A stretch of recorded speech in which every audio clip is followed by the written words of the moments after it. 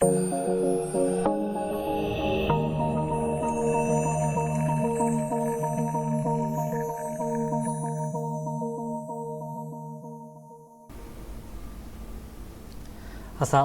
warahmatullahi wabarakatuh.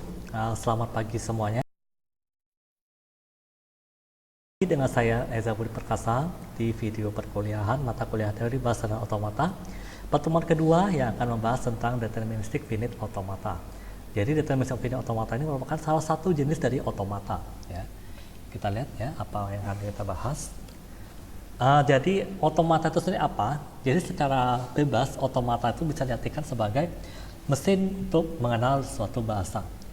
Sekali lagi ingat, mesin di sini artinya bukan mesin yang sebenarnya ya, bukan mesin seperti yang bisa kita lihat sehari-hari, tapi ini merupakan gambaran saja ya, jadi ilustrasi saja ya, walaupun istilahnya adalah mesin ya. Jadi automata ini dia digunakan untuk mengenali setiap bahasa yang ada di hierarki Chomsky ya.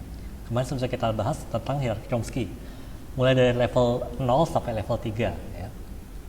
Nah, yang kita akan bahas adalah yang pertama, finite set automata. Jadi deterministic finite automata ini merupakan salah satu jenis dari finite set automata ya. Level 3 atau grammar yang regular grammar ya. Kemudian ada pushdown automata ya. Nanti kita bahas di pertemuan selanjutnya. Pushdown automata ini digunakan untuk level 2 yang merupakan context free grammar. Kemudian ada linear bounded automata, ini digunakan untuk level 1 atau context sensitive grammar. Dan automata yang terakhir yang paling tinggi tingkatannya adalah Turing machine ya. Ini digunakan untuk grammar level 0, yaitu grammar yang unrestricted atau elastic grammar. Nah, LBA sendiri merupakan variasi dari Turing machine jenis non-deterministic ya. Makanya pembahasan LBA ini sekilas mirip sekali dengan TM ya, tapi sebenarnya agak berbeda dikit ya, tapi ya gitulah, perbedaannya dikit ya, 11-12. Nah, kita akan bahas tentang finite set automata. Jadi tadi sudah saya bilang bahwa DFA ini merupakan salah satu jenis dari FSA ya.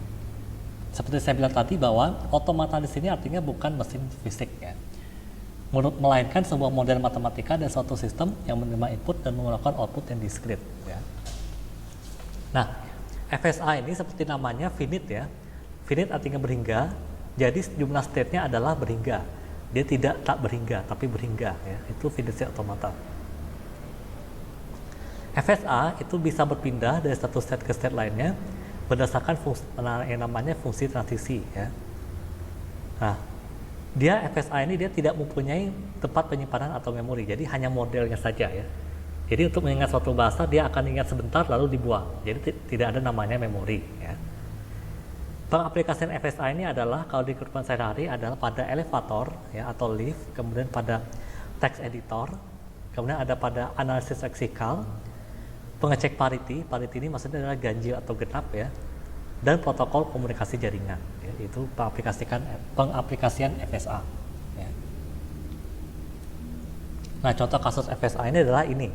Mungkin kalau kalian kenal game logik yang level 1 mungkin seperti ini ya. Ini adalah kasus dari sayur-sayuran, domba, dan serigala ya, yang akan diseberangkan oleh petani. Bagaimana caranya agar ketiga-tiga ini dapat terseberang, tapi ingat ya, setiap kali menyeberang ya, maka akan terjadi rantai makanan, yaitu misalnya kalian akan menyeberangkan sayuran dulu ke seberang. Yang akan terjadi di sini adalah serigala akan memakan dombanya ya. Begitupun kalau misalnya kalian seberang serigalanya dulu ya. Kalian seberangkan serigala ke seberang ya, yang akan terjadi di sisi lain adalah domba akan memakan sayuran. Ingat ya, rantai makanan seperti apa ya.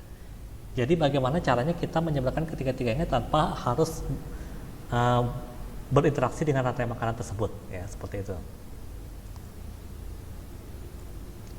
Nah, dalam FSA itu ada beberapa notasi. Yang pertama adalah lingkaran. Lingkaran itu ada Q-nya ya, di dalam kata tulisan Q-nya itu adalah state ya. State yang namanya adalah Q ya. Kemudian ada panah ya. Panah, kemudian di panahnya ada X ya. Maksudnya itu adalah transisi ya. Transisi yang inputnya adalah X, namanya X ya. Kemudian misalnya ada lingkaran tadi, ada state tadi. Sebelum lingkaran tadi ada panah ya, tapi panahnya tidak ada label kayak yang nomor 2 itu ya. Itu artinya adalah state awal ya. Kemudian kalau lingkaran double seperti yang nomor 4 ini, itu artinya adalah state akhir ya. Nah, FSA ini ya digunakan sebagai penerimaan bahasa seperti yang saya bilang tadi ya. Jadi harus diingat bahwa elemen dari suatu bahasa itu adalah string ya. Kayak bahasa kita sehari-hari itu kan ada namanya string ya. Kemudian string itu adalah kombinasi dari deretan simbol atau karakter dari alfabet yang diberikan. Jadi ada alfabet juga ya. Sama kayak kita kenalnya A, B, C, D sampai Z. Nah, itu alfabet ya. Begitupun dalam FSA ada juga namanya alfabet. Nah, alfabet itu sendiri artinya adalah himpunan dari suatu simbol atau karakter. Jadi karakter tunggal. Ini contohnya tadi itu A, B, C, D sampai Z itu namanya alfabet. Ya. Kemudian bahasa itu adalah himpunan dari string yang terima. Jadi gambarannya gini ya, alfabet itu akan membentuk sebuah string, membentuk beberapa string ya. Alfabet bisa tidak berhingga ya. Kemudian string juga bisa tidak berhingga ya. Dan bahasa itu berhingga. Jadi bahasa itu merupakan hasil penyaringan dari string ya. Penyaringannya bagaimana? Lihat aturannya ya. Jadi ada aturan untuk menyaringnya ya. Nah, pada FSA itu sebuah string akan diterima jika dan hanya jika transisi untuk karakter terakhir tersebut mencapai state akhir. Ya. Jadi kalau tidak mencapai state akhir, maka string tersebut tidak ada di bahasa. Ya. Seperti itu. Nah, jadi gambarnya seperti ini.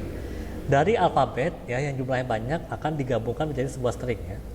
Nah, string ini perhatikan kenapa bisa tidak berhingga, karena setiap penurunan string atau setiap penukaran posisi alfabet atau pengulangan alfabet itu akan dihitung. Jadi misalnya saya punya string BA ya. Lalu ada lagi string BAA. Kemudian ada string lagi AAB. Maka BAA dan AAB itu akan dianggap sebagai string yang berbeda ya. Karena itu posisi saja sudah berbeda ya. Kemudian string ini akan disaring menjadi sebuah bahasa. Jadi mana saja yang lolos sebagai sebuah bahasa itu ada aturannya yaitu ini tadi ya. Kalau transisi itu karakter terakhir tersebut mencapai state akhir atau ya karakter ya, bukan alfabet ya, karakter terakhir mencapai state akhir ya. Nah, contohnya seperti ini ilustrasinya. Misalnya saya punya FSA yang ada menerima string den. Pertama kita mulai dari set awal dulu ya, tidak ada kata apa-apanya. Nah, tidak ada karakter apa-apa. Kemudian dari state kosong ini kita mengarah ke T ya. Jadi pertama kali set ini membaca T dulu ya, T. Kemudian setelah T ada transisi H ya. H ini diterima menjadi TH ya, digabungkan saja ya TH. Kemudian E ya, THE dan N, jadinya THEN atau DEN. Dan ini di DEN ini sudah sampai set akhir karena apa? Karakter terakhir yaitu N ya, itu transisinya mengarah ke set akhir. Makanya bisa kita simpulkan bahwa DEN ini ada di bahasa yang dikonstruksi oleh mesin ini ya. Nah, itu tadi ya. Nah, sementara itu ya, string kosong lalu T, TH dan THE itu tidak diterima oleh FSI tadi. Kenapa? Karena dia tidak sampai ke state akhir ya. Untuk yang kosong T, TH dan THE ya. Jadi bahasa yang diterima oleh FSA itu cuma satu, yaitu DEN ya. DEN saja ya. Jadi namanya bahasa itu ini bukan berarti bahasa Indonesia, bahasa Inggris atau bahasa Pascal, bahasa Java, bukan ya, tapi ini maksudnya, ini namanya bahasa ya.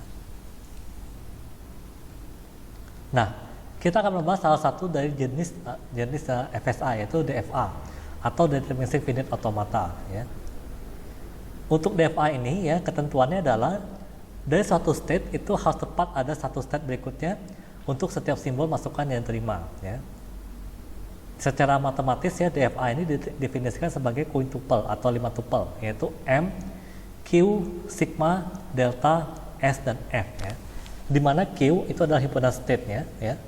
Kemudian sigma itu adalah simbol inputnya ya. Lalu delta itu adalah himpunan fungsi transisi, di mana fungsi transisi ini adalah hasil kali silang antara Q dan sigma ya. Lalu S itu ada state awalnya ya. Kenapa saya bilang himpunan? Karena bisa jadi set awalnya lebih dari satu ya. Sedangkan F itu adalah himpunan set akhir, karena bisa jadi set akhir jumlahnya lebih dari satu. Nah, contoh soal seperti ini ya. Misal diketahui Q genap ganjil ya. Lalu sigmanya adalah 01 ya. Lalu deltanya adalah genap 0 ke genap, lalu genap 1 ke ganjil, lalu ganjil 0 ke ganjil, lalu ganjil 1 ke genap ya. S-nya genap dan F-nya ganjil ya. Ditanya buatlah tabel transisi dan mesin DFA-nya. Bagaimana caranya? Untuk membuat tabel transisi, perhatikan susun tabelnya ya. Di sini kalau kita ke bawah itu artinya state, lalu kalau ke kanan itu ada simbol inputnya. Sedangkan perpotongan data kedua ini adalah hasil transisinya ya.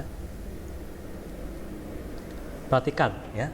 Kita lihat Q-nya. Di sini Q-nya ada dua, itu genap dan ganjil ya. Maka kita kalau ke bawah isinya adalah genap dan ganjil. Kemudian sigmanya adalah 0 dan 1 ya, 0 dan 1. Jadi diisi dari kiri ke kanan ya. Kemudian lihat ya, kalau genap ketemu 0 maka jadinya genap ya, isi di genap 0 di sini isinya. Kemudian genap ke ganjil itu jadinya genap ke 1 jadinya ganjil ya, lihat cara ngisinya. Ganjil ke 0 itu ganjil ya, lihat lagi isinya. Dan ganjil 1 itu ke genap, maka lihat cara ngisinya bagaimana ya. Itu untuk tabel transisi ya. Kemudian untuk mesin DFA-nya ya, lihat Q-nya ada genap, ada ganjil, maka kita buat dulu dua lingkaran ya, yaitu genap dan ganjil. Kemudian perhatikan S-nya. S itu adalah set awal, berarti di sini ada genap ya.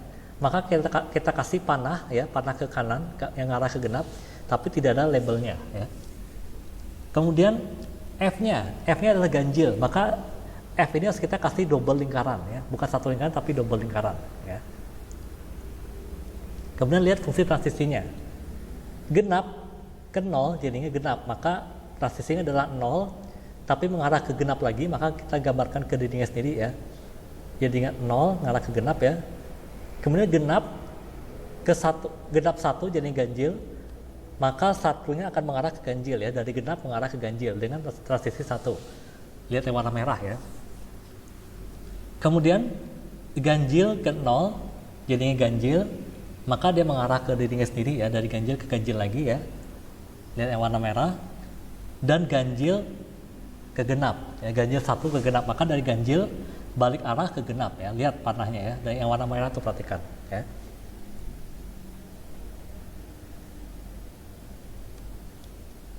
Oke, untuk pertemuan kali ini cukup sekian ya. Saya akhiri sampai sini. Kalau ada pertanyaan silakan ditanyakan ya di komentar ataupun di grup WA ataupun di grup di Classroom ya. Saya akhiri sampai sini. Sampai jumpa di pertemuan berikutnya. Assalamualaikum warahmatullahi wabarakatuh. Salam budi luhur.